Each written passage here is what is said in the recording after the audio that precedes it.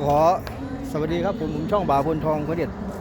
ก็วันนี้มาที่วัดธรรมกายคนนั่นคือข้างหน้าผมมันคือคล้ายๆเป็นวิหารจานจานบินนะของวัดธรรมกายทุกคนอ้อมๆนี่คือวิหารคดนั่นที่เห็นก็เป็นวันที่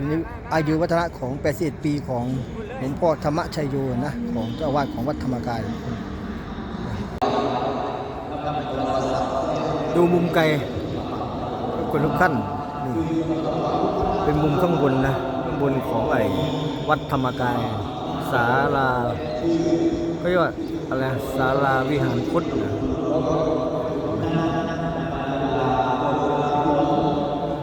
เป็นงานเจริญอายุวันธนะอุ่นเป็นเขาจัดโต๊ะจีนให้พระเนี่ยข้างล่าง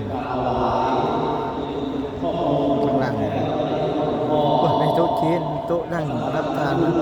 อาหารเพลพระที่มาร่วมงานวัน